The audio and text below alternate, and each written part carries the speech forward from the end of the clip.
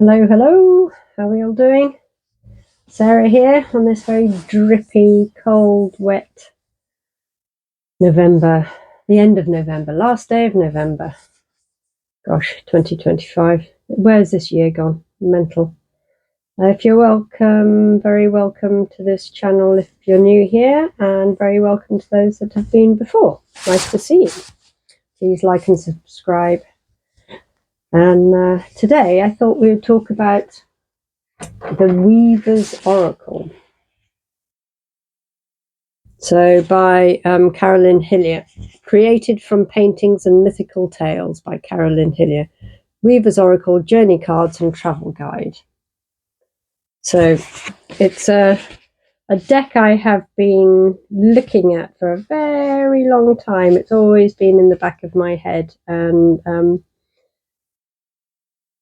it's quite expensive as far as Oracle cards go, but worth the money, I think, in terms of quality and just sheer gorgeousness of the cards.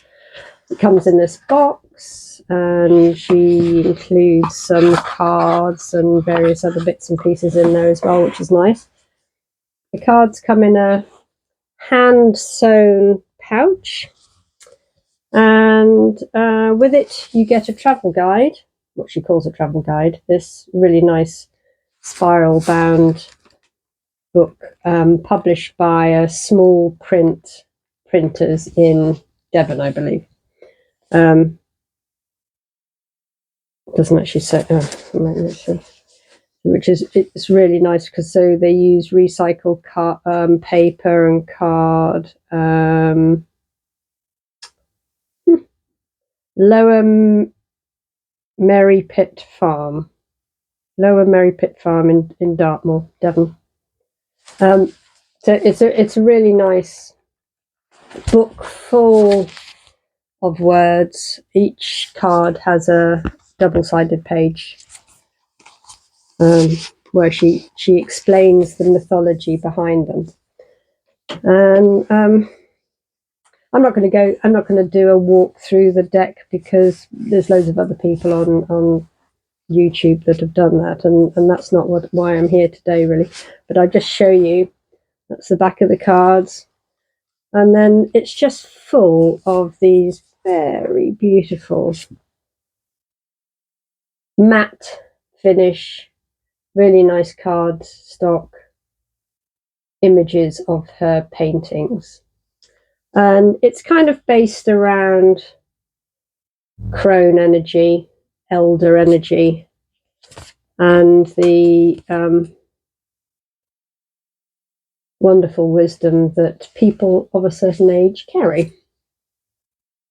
So there's just a few of them. Beautiful, beautiful paintings. I believe that the paintings she did are huge. They're kind of 8 foot tall, absolutely massive.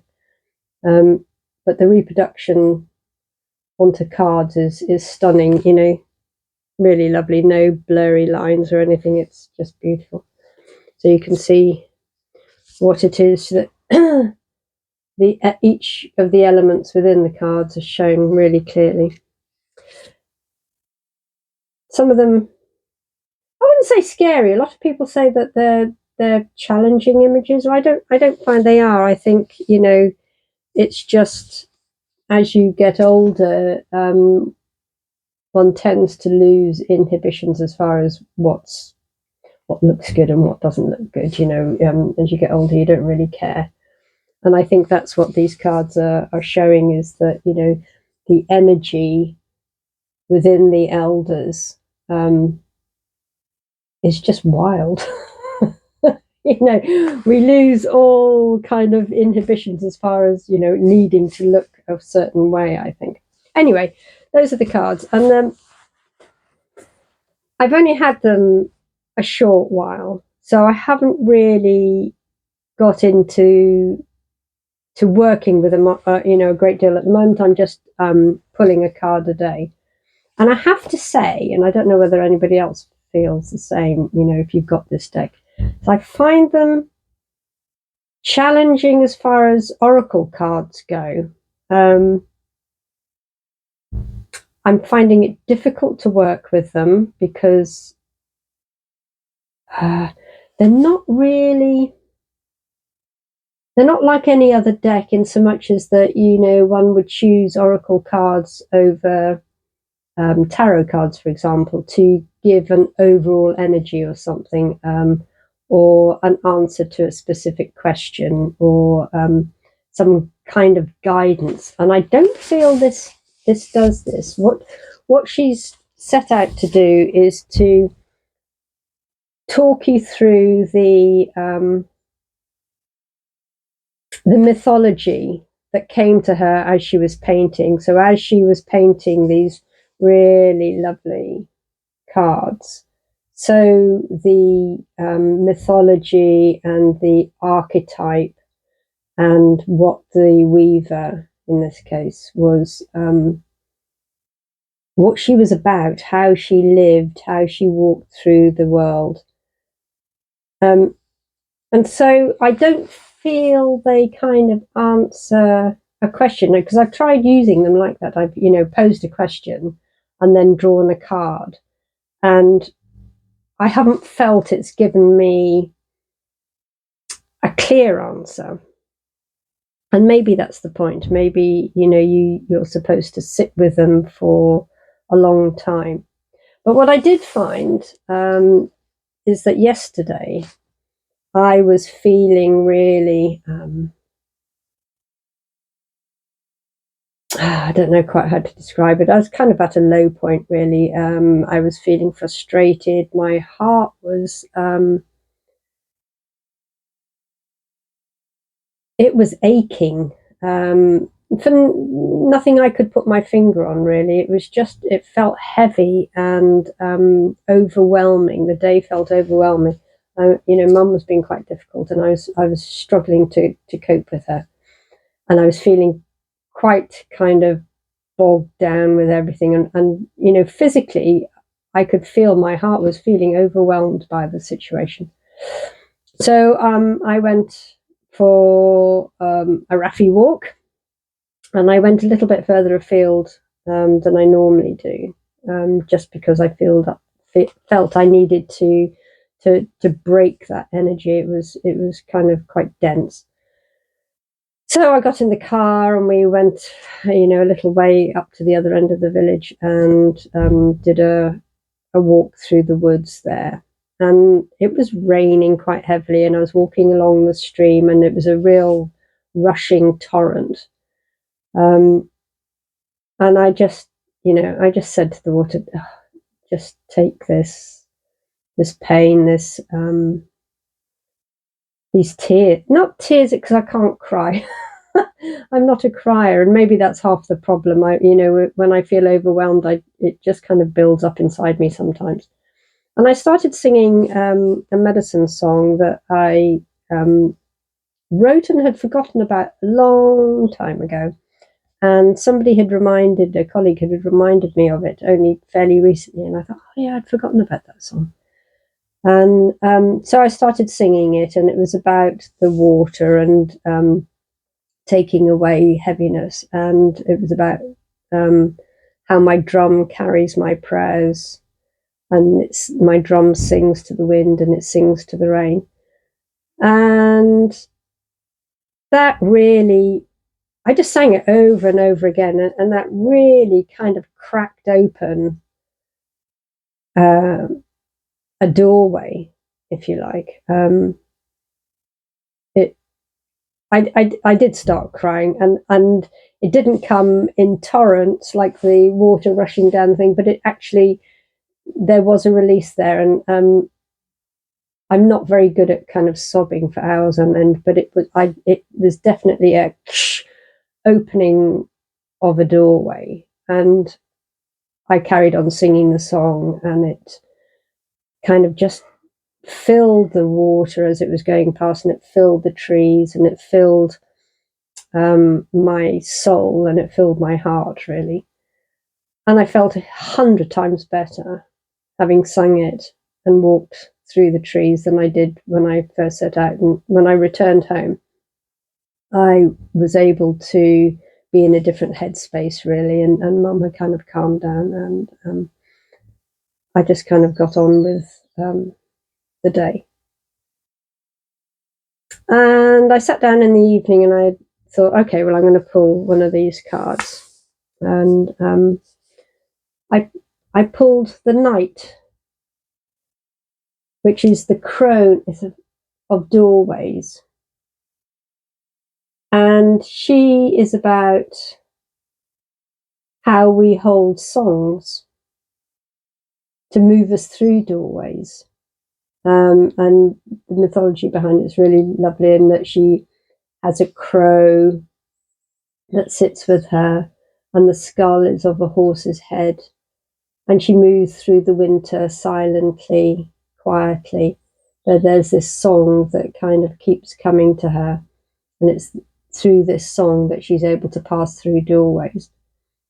And that was really poignant, and really it really resonated with me. And I thought, oh gosh, that's exactly what I was feeling earlier in the day. It was exactly how I had recognized that this medicine had come back to me, and that, you know, by singing it, I actually was able to open that doorway to a little bit of freedom and a little bit of respite, if you like, and allow that energy to flow away with the waters. So yeah, this card really kind of sunk into that the energy that I was feeling that day. And so maybe that's how I use them. Maybe I don't pose a question to be answered, because the stories are very detailed, and Carolyn Hillier uses a huge amount of adjectives to describe a situation, describe the mood, to describe the crone or the elder. I don't like that word, crone. Elder's much nicer as far as I'm concerned.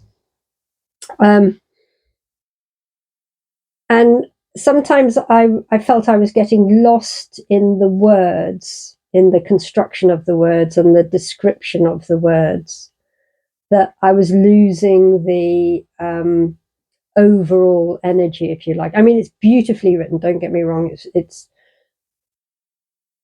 you know, she conjures up some really lovely colours and just the setting. But sometimes I feel, specifically for oracle cards, that I need them to be a little more concise.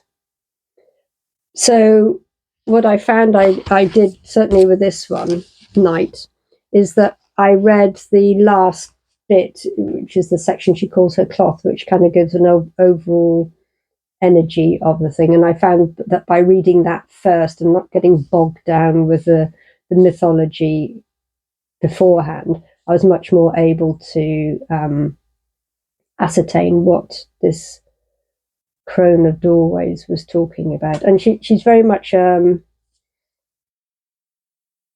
elder of the winter as well. And I was feeling that, you know, I was very much feeling that this is a time where we need to be going into ourselves and just experiencing and holding that energy of winter, that silence, that wisdom, that purity, if you like. So so I think that's how I shall use them. Maybe draw a card at the end of the day to see how it resonated with the day that has just gone, and use them in that way, because using them like oracle cards, as we normally use oracle cards, I feel just didn't work for me at all. Which is, you know, and I've been longing to have this deck for a very long time. So it's obviously speaking to me on some deep level that I haven't quite fathomed properly yet. But I think for now, I think that's what I'm going to do, is to just draw a card every day and see how it reacts, how it resonates with the day that's just been. But if you're interested in buying these cards, honestly, they are so worth it just for the sheer beauty of them and the sheer beauty of the words that she puts in here. Again, as I say, I'm not sure. For me, it's not an oracle deck.